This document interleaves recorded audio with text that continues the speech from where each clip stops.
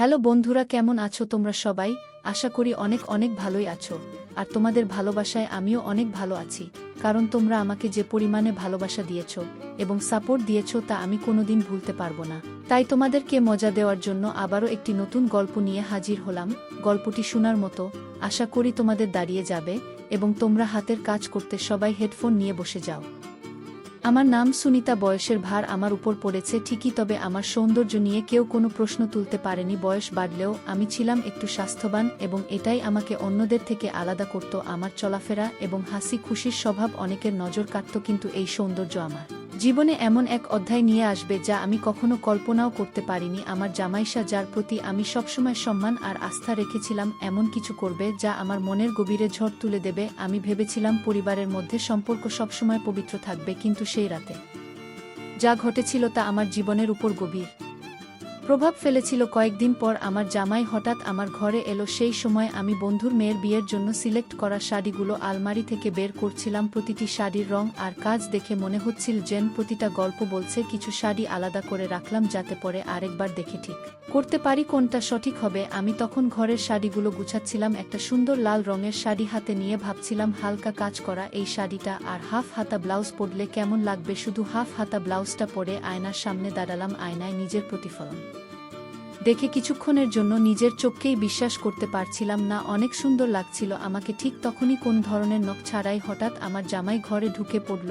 আমি ভীষণভাবে চমকে গেলাম। লজ্জায় আর একটু ভয়ের সঙ্গে সঙ্গে পেছন ফিরে দাঁড়ালাম। হৃদয়টা যেন দ্রুত ধুকপুক করতে লাগলো। জামাইয়ের চোখে মৃদুমুগ্ধতার ছাপ ছিল, আর সেটা আমি পেছন থেকেও অনুভব করতে পারছিলাম। আর মনে হচ্ছিল যেন সময় থেমে গেছে। আমি লজ্জা আর অস্বস্তিতে একেবারে হকচকিয়ে গিয়েছিলাম। ওর দৃষ্টিতে কিছুটা বিব্রত ভাব দেখলাম, যেন সেও বুঝতে পারছিল না কি করবে। মুহূর্তটা এমন এক জটিল অবস্থায় দাঁড়িয়েছিল যেখানে আমরা দুজনেই কিছু বলতে পারছিলাম না। আমি দ্রুত নিজেকে সামলে নিয়ে শাড়ি গুছিয়ে নিলাম। মনের ভেতর তখনও অদ্ভুত একটা অস্বস্তি কাজ করছিল। আমি ধীরে ধীরে ঘুরে ওর দিকে তাকালাম। দেখলাম সে বিছানার পাশে দাঁড়িয়ে রয়েছে, মাথা নিচু করে, যেন নিজের ভুলটা বুঝতে পেরেছে। বাড়িতে আমি আর মেয়ে ছাড়া আর কেউ ছিল না, তাই দরজা লক করার অভ্যাস আমার ছিল না। কিন্তু সেদিনের এই ঘটনা মনে করিয়ে দিল অভ্যাসগুলো মাঝে মধ্যে বিপদ ডেকে আনতে পারে। দরজা ঠিকমতো বন্ধ না করার জন্য নিজের উপর রাগ হচ্ছিল, আর সেই সাথে এক অদ্ভুত সংকোচ আমাকে ঘিরে রেখেছিল। ওর চোখে তখন একটা অনুশোচনা আর মৃদু দুঃখের ছায়া ছিল, যা মুহূর্তটাকে আরও জটিল করে তুলছিল। আমার জামাই একটু পিছিয়ে দাঁড়িয়ে বলল, মা, আমি হঠাৎ আপনার ঘরে ঢুকে পড়েছি, দয়া করে ক্ষমা করবেন, কিছু মনে করবেন না। আপনাকে অনেক সুন্দর লাগছে। তার কথা শুনে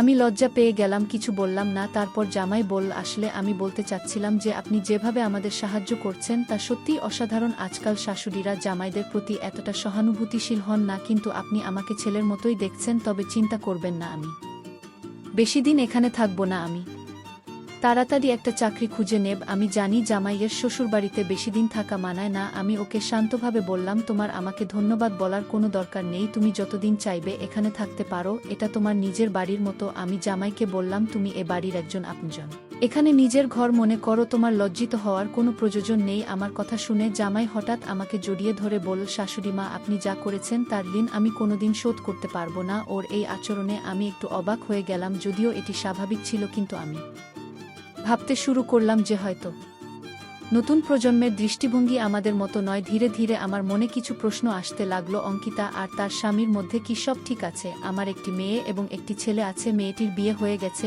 এবং ছেলেটিও বিবাহিত। আমার ছেলে প্রায় কাজের কারণে বাইরে থাকে, কিন্তু বৌমা আমার সঙ্গেই থাকে। আমার ছেলের বিয়ে হয়েছে 2 বছর এবং মেয়ের বিয়ে হয়েছে 1 বছর। একদিন আমার মেয়ে অঙ্কিতা আমাকে ফোন করে জানালো যে তার স্বামীর চাকরি চলে গেছে। তাদের সাথে সামনে বড় বিপদ এসে দাঁড়িয়েছে। আমি সিদ্ধান্ত নিলাম যে ওদের আমার বাড়িতে নিয়ে আসবো, যাতে আমি তাদের সাহায্য করতে পারি। পরের দিন অঙ্কিতা আমার বাড়ি এলো। আমি দেখলাম তার মুখে স্পষ্ট চিন্তার ছাপ। আমি ওকে বললাম, যতদিন না জামাই নতুন চাকরি পায় ততদিন তোমরা এখানে থাকো, আমরা সবাই মিলে এই সময়টা পার করে দেব। আমার মেয়ে অঙ্কিতা এবং তার স্বামী বর্তমানে আমার বাড়িতে থাকছিল। আমি ওদের বলেছিলাম যতদিন না তারা সমস্যার সমাধান করতে পারে ততদিন ওরা আমার সঙ্গেই থাকতে পারে। কিন্তু কিছুদিন পর আমার বোমার আচরণ অঙ্কিতার প্রতি পরিবর্তিত হতে শুরু করল। একদিন রাগের মাথায় আমি বোমাকে বলে ফেললাম, যদি এখানে থাকা তোমার জন্য সমস্যা হয় তাহলে তুমি নিজের বাড়িতে চলে যেতে পারো। আমার কথা শুনে সে খুব রেগে গেল এবং সেদিনই তার ব্যাগ গুছিয়ে নিজের বাড়ি যাওয়ার সিদ্ধান্ত নীল। বোমা চলে যাওয়ার পর অঙ্কিতা একটু স্বাভাবিক হতে শুরু করল। এক রাতে আমি অঙ্কিতার ঘরের পাশ দিয়ে যাচ্ছিলাম, তখন শুনতে পেলাম ওর ঘর থেকে বকাবকির শব্দ আসছে।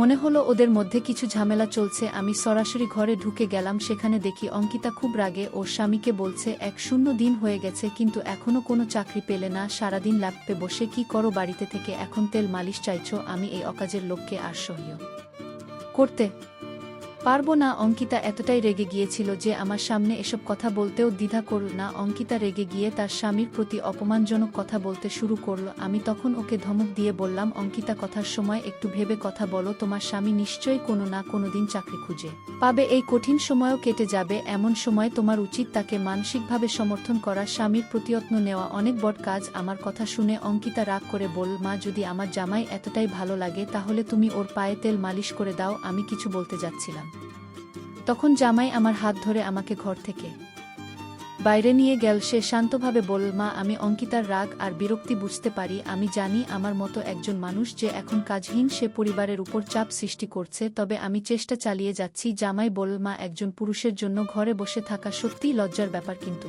আমি কি করব, এত চেষ্টা করেও চাকরি পাচ্ছি না, মনে হয় ভাগ্যই আমার বিপক্ষে। তার চোখে জল দেখে আমি বললাম, তোমাকে সাহস হারালে চলবে না, এই সময়ও কেটে যাবে। তারপর বললাম, তুমি এখানে বিছানার ধারে বসো, আমি তোমার মাথায় একটু তেল মালিশ করে দিই, এতে তোমার মন শান্ত হবে আর তুমি ভালো ঘুমাতে পারবে। আমি তার মাথায় তেল মালিশ শুরু করলাম। কয়েক মিনিটের মধ্যেই জামাই বলল, মা আপনার হাতে যেন জাদু আছে, আমার সব চাপ কমে গেছে, আপনি কি আমার কাঁধেও একটু তেল লাগিয়ে দেবেন। আমি তার কাঁধে হাত বোলানোর সময় একটু অস্বস্তি বোধ করলাম, তখনই বললাম, আমার হাত একটু ব্যথা করছে এবং কিছুটা দূরে সরে এলাম। জানি না কেন আমার ভিতকে অস্বস্তি কাজ করছিল। কিছুদিনের মধ্যেই জামাই একটি চাকরি পেল। চাকরি পাওয়ার 2 দিন পর মেয়ে এসে আমাকে জানালো যে সে মা হতে চলেছে। এই খবর শুনে আমি খুব খুশি হলাম। জামাই ও মেয়ে তাদের বাড়ি ফেরার প্রস্তুতি নিচ্ছিল, কিন্তু আমি তাদের বললাম, আরও 2 দিন থেকে যাও, তোমাদের সঙ্গে এই সময়টা কাটিয়ে নিতে চাই। আমার মেয়ের এই সুখবর আমার মন ভরিয়ে দিল। তখনই সিদ্ধান্ত নিলাম ভবিষ্যতে তাদের যে কোনো পরিস্থিতিতে পাশে থাকব।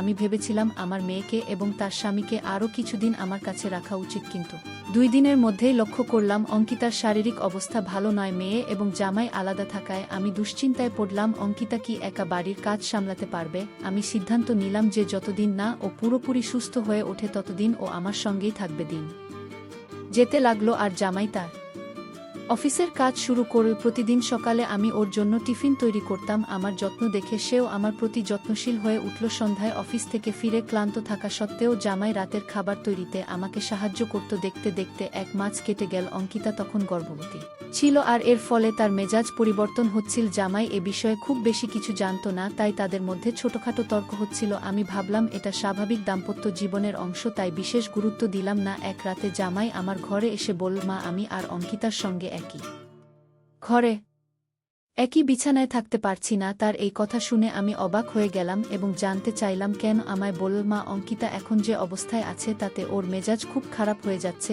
যদি তার গায়ে হাতও লাগে ও রেগে যায়, এই কারণে আমি ঠিকমতো ঘুমাতে পারছি না। অফিসের কাজ করতে গিয়ে আমার চোখও ভারী হয়ে আসছে, আমার শরীর আর মন খুবই ক্লান্ত। আমি তাকে বললাম, অঙ্কিতা যে অবস্থায় আছে তাতে মেজাজের ওঠানামা স্বাভাবিক, তোমার উচিত ওকে বোঝার চেষ্টা করা। কিন্তু জামাই বলল, আমি বুঝি মা, কিন্তু এখন আমার বিশ্রামেরও প্রয়োজন, যদি আমি বিশ্রাম না পাই তাহলে কাজেও মনোযোগ দিতে পারবো না। তারপর সে বলল, মা যদি আপনার কোনো আপত্তি না থাকে তাহলে আমি কি আজ থেকে আপনার ঘরে থাকতে পারি। আমি প্রথমে সরাসরি হ্যাঁ বলিনি, তবে বুঝলাম তার কাছে আর কোনো বিকল্প নেই, তাই কিছুক্ষণ ভেবে বললাম ঠিক আছে। আমার মনে যদিও একটু দ্বিধা ছিল, তবুও আমি ভাবলাম এটি সাময়িক সমস্যা এবং ওর আরামটাই এখন গুরুত্বপূর্ণ। সেই রাতে যখন জামাই আমার ঘরে ঘুমাতে এলো আমি খুব অস্বস্তি বোধ করছিলাম, কারণ আগে কখনো এমন পরিস্থিতি হয়নি। ওর উপস্থিতির কারণে আমি রাতে ঘুমাতে পারিনি। আমি ভাবলাম এটি একটি নতুন অভিজ্ঞতা এবং বিষয়টি যতটা সহজভাবে নেওয়া যায় ততটাই ভালো। সেই রাতে আমি সালোয়ার কামিজ পরে ঘুমিয়ে পড়েছিলাম, তবে সারারাত অস্বস্তি অনুভব করছিলাম এবং ঘুম ঠিকমতো হয়নি। সারারাত বিছানায় পাশ ওপাশ করছিলাম, মনে হচ্ছিল পুরো বাড়িটা যেন নীরব, কিন্তু আমার হৃদয়ের অস্বস্তির সেই নীরবতার মধ্যেও একটা ভারী শব্দ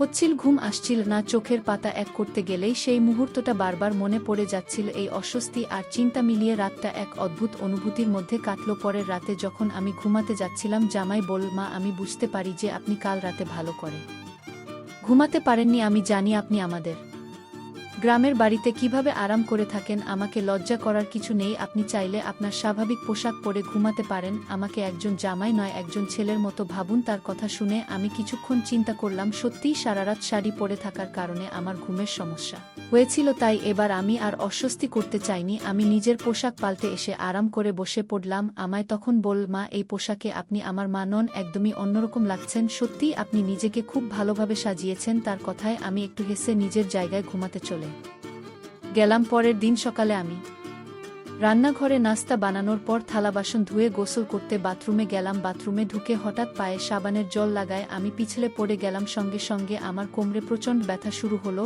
এবং আমি নিজে উঠতে পারছিলাম না। আমি তখন অঙ্কিতাকে ডাকলাম, কিন্তু সে তার ঘর থেকে আসেনি। এরপর জামাই দৌড়ে এসে বলল, মা কি হয়েছে, আপনি ঠিক আছেন তো? সে আমাকে উঠতে সাহায্য করল এবং বলল, আপনার আরও সাবধানে থাকা উচিত। মা বাথরুমে পড়ে গিয়ে যখন যন্ত্রণা পাচ্ছিলাম তখন জামাইশাহী দ্রুত এসে আমাকে উঠিয়ে বিছানায় নিয়ে গেলেন। সে সময় আমার কোমরে প্রচণ্ড ব্যথা হচ্ছিল। তিনি সাথে আমার জন্য গরম পানির ব্যাগ এনে দিলেন। আমি লক্ষ্য করলাম সে অফিসের জন্য প্রস্তুত হয়েছিলেন, কিন্তু আমার সাহায্য করতে গিয়ে তার পোশাক ভিজে গেল। জামাইশাহী এক মুহূর্ত পেছন ফিরে তাকাননি। অল্প সময় পর আমার মেয়ে অঙ্কিতা ঘরে এলো, কিন্তু সে গর্ভবতী হওয়ায় আমাকে সাহায্য করতে পারছিল না। আমার মেয়ের আসার অপেক্ষা না করে জামাইশাহী আমার পাশে দাঁড়ালেন। তিনি আমাকে হাসপাতালে নিয়ে যেতে চাইলেন, তবে আমি তাকে জানালাম যে কয়েকদিন বিশ্রাম নিলেই ব্যথা সেরে যাবে। আমার কথা শুনে তিনি রাজি হলেন এবং অফিসে যাওয়ার আগে অঙ্কিতাকে বলে গেলেন যতক্ষণ না আমি ফিরছি মায়ের যত্ন নিয়েও। সন্ধ্যায় অফিস থেকে ফিরে তিনি নিজেই রান্না করলেন, কারণ অঙ্কিতা শরীর খারাপের জন্য রান্নাঘরে যেতে পারছিল না। রাতে যখন তিনি আমার ঘরে এলেন তখন দেখলেন আমি কোমর ধরে বসে আছি। তিনি বাম নিয়ে এসে বললেন, মা আমি একটু বাম